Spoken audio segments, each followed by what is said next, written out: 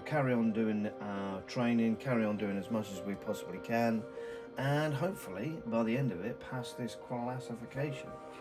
Haven't changed the sim with the weather, we're just going to keep going with it. I know it's a windy day out there, I know the sim's acting all weird. I couldn't work it out at first, but then I realised actually we've got quite a heavy lot of wind out there. We probably wouldn't be flying in real life, especially such a small aircraft.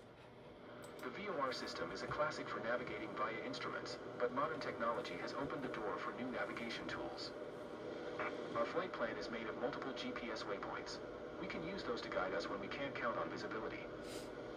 For this lesson, we're going to follow a similar trajectory as in the VOR tutorial, flying over Sumburg Airport while maintaining an altitude of 4,000 feet.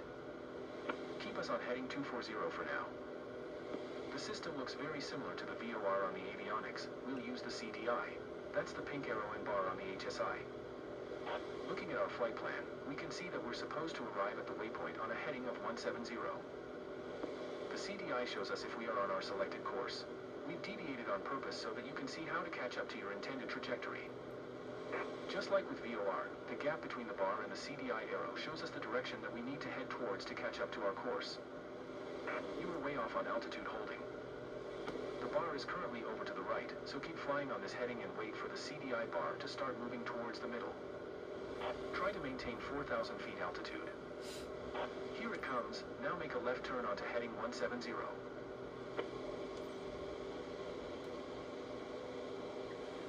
Okay, I think sometimes especially with the flight simulator here, you will need to do some groundwork on various different applications. I wasn't ready for doing too much groundwork, to be now fair. Keep the CDI bar centered and it'll take us to the waypoint.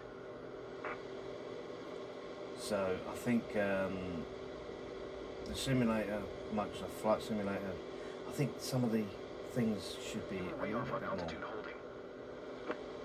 I think it should be a little bit more Try to maintain 4,000 feet altitude. Explaining stuff, even if it's just a little package on there on PDF or something like that. The basics. There's plenty of YouTube videos out there, fantastic, but it's quite difficult, to be fair.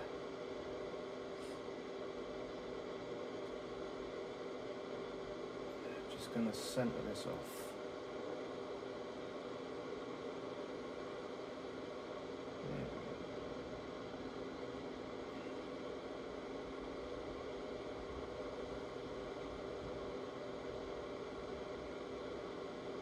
And bring us down to 4,000 feet, just off to the left there. It's good that the boxes are actually on the VFI, they're there to help you.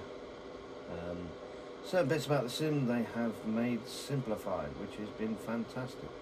Other bits it's quite difficult to maintain what you're actually doing there, so we will see how we get on. This one seems a bit more smooth though. Might have found a bit of a pocket, or having the boxes on there has probably helped a little bit at the same time. I know you wouldn't have them in real world, and I keep meaning to try to work out how to turn them off. I'm sure there'll be a video somewhere of how to turn those off. For now I'm just going to leave them on until I start flying a bit more on my own once I've done all the tutorials and passed all the classifications. Once I've done all the classifications and passed all the tutorials and stuff, I think what I'll do is I will switch all help off completely, and then what I might do is I might just start to do some open flights. Excuse me. I might just start to do some open flights and some other bits like that, which will help gain experience and build up my flight log that way. And then eventually, once I then can do everything on the sim, where I don't need any help. The CDI indications might become erratic or disappear when reaching a GPS waypoint, but this is normal. Keep flying straight ahead on heading 170 for a couple of miles.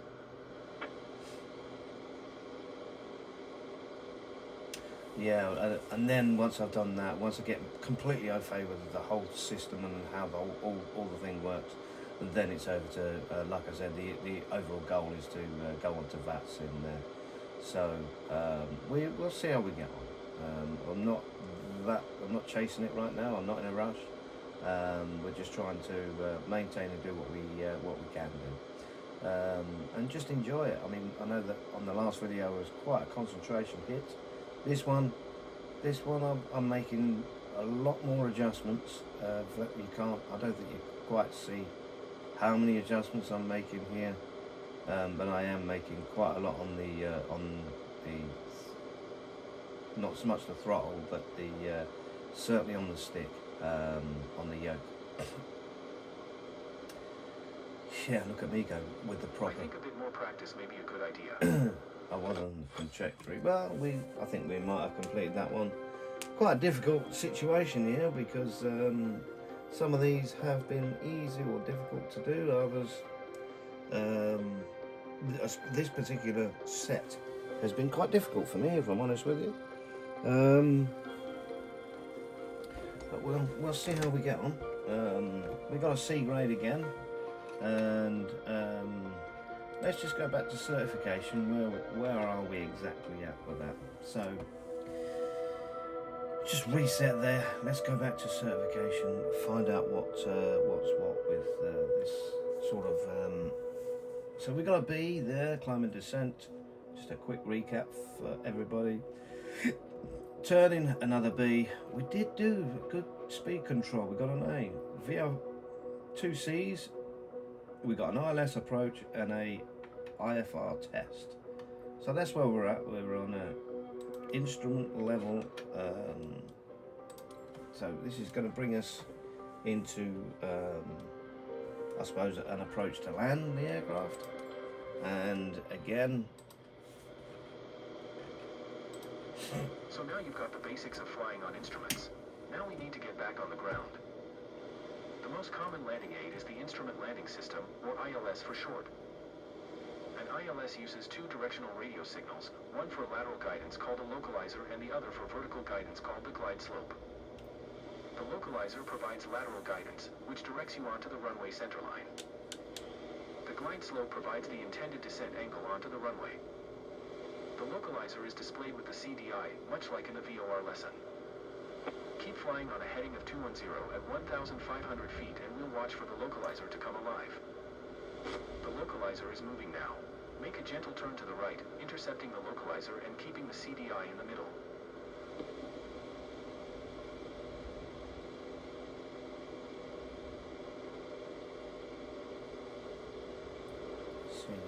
Try to maintain 1,500 feet until we intercept the glide slope. You needed to stay at 1,500 feet until reaching the glide slope. Okay. Let me at least get to that position. Good. Now keep the localizer bar centered and maintain 1,500 feet. The glide slope is displayed next to the altimeter on your PFD. If the green glide slope diamond is above center, you are below the glide path. What We diamond? always start out below the glide slope, as we want to intercept the localizer first. Okay. We'll wait for the glide slope to start moving. Here comes the glide slope. Maintain 1,500 feet until it almost reaches the center. The localizer is starting to get away. Turn toward it to stay on course. We got too far off the localizer. Way. Well, now what you do?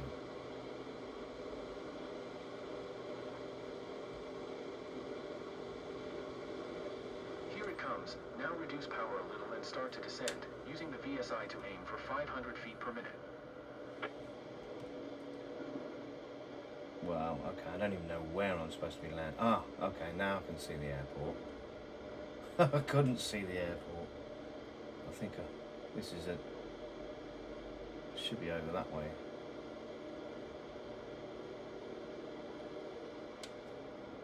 For this one, I'm going to be flying a bit too quick. I have no idea how this is going to even land, you know. In this weather, I don't even want to be thinking about landing. Take off and just leave it there. Yeah.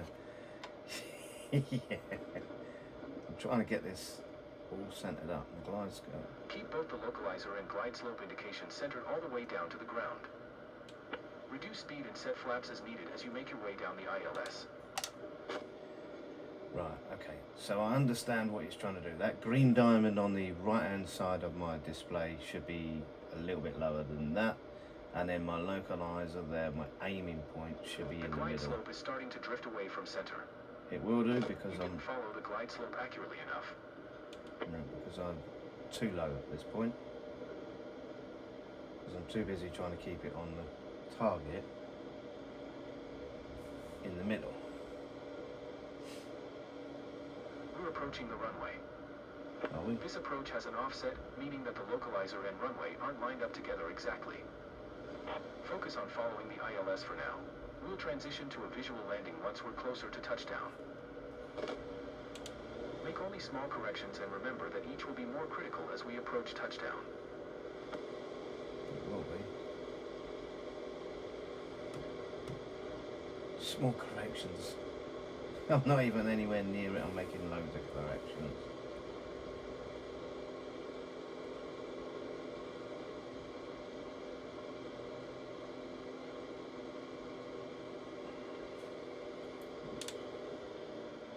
Now the diamond is too low, which means I'm too high. That's what it means. Right, okay, so for me, now I understand how the glide slope The works. glide slope is starting to drift away from center. It will do. You didn't follow the glide slope accurately enough. Have you seen this wind out here?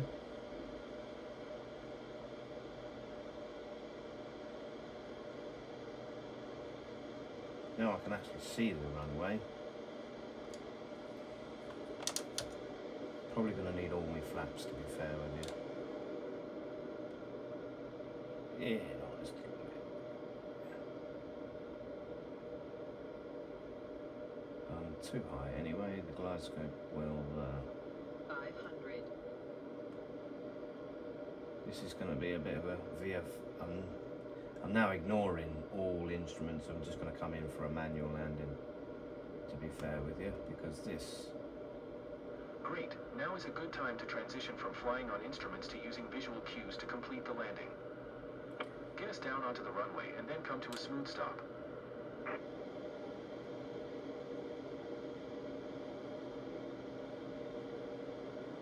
I'll get us down somehow. I'm not quite ready yet.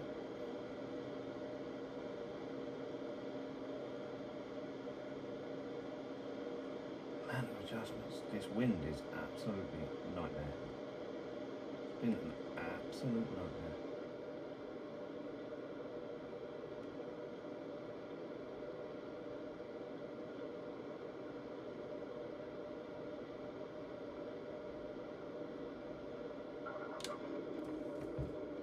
Well, we're on the deck.